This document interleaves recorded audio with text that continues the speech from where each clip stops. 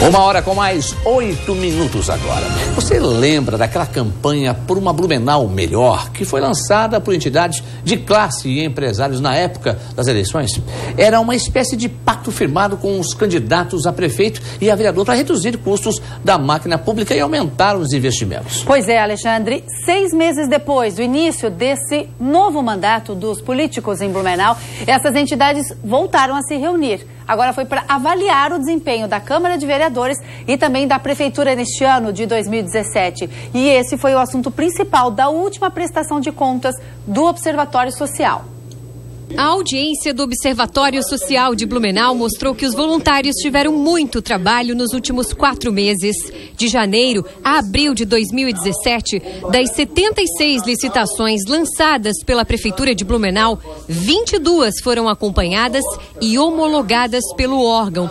Com isso, a cidade conseguiu economizar 5 milhões de reais com contratações mais adequadas à realidade do município. A presença do Observatório Social tem feito a diferença nas licitações, porque as pessoas que participam sabem que o processo está sendo observado, tanto da parte jurídica como de formação de preços, e que também, principalmente, vai ser analisado a parte da entrega ou execução do serviço, da obra ou do produto. Mas o assunto que tomou conta das discussões da reunião foi o Pacto por uma Blumenau Melhor, lançado nas eleições municipais de 2016.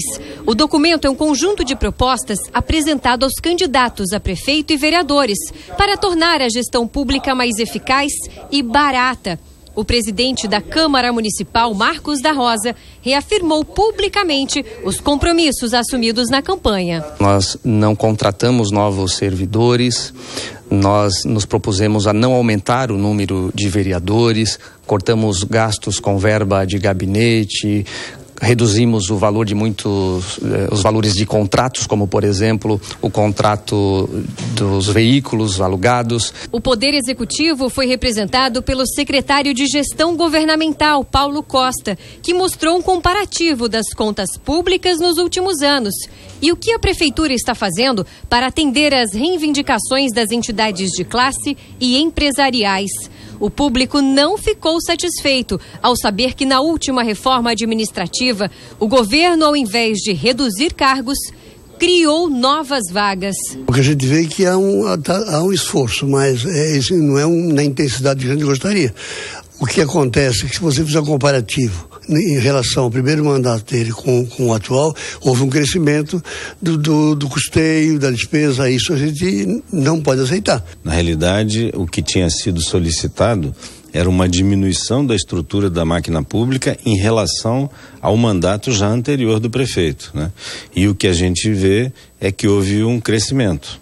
E a gente vê que outros municípios, até aqui do estado de Santa Catarina, têm conseguido fazer uma redução. Conversas assim, por exemplo, eu tenho que adaptar o meu orçamento à minha despesa.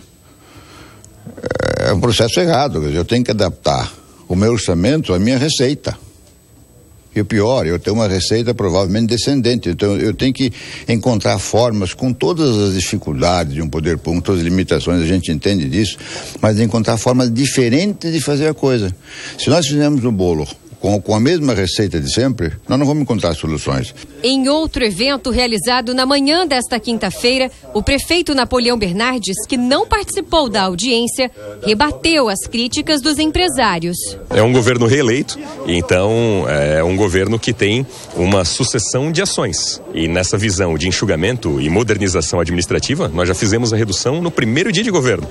1º de janeiro de 2013, sancionando a reforma administrativa, que cortou lá quase que uma centena de cargos de confiança, fez a redução do número de secretarias naquele momento. Então nós temos, desde o primeiro dia de governo, esse compromisso. Agora, claro, todas as sugestões, observações, todas elas são muito bem-vindas. Agora, a cidade cresce, as pessoas clamam por mais serviços públicos e aí é naturalmente que novas contratações, novas admissões também têm que ser feitas. As pessoas exigem mais educação, exigem mais serviços públicos de saúde, tudo isso tem que ter uma correspondência em termos de serviço. Então, é nesse sentido que a vida da cidade tem que ir se adequando às necessidades e cobranças da própria vida da cidade.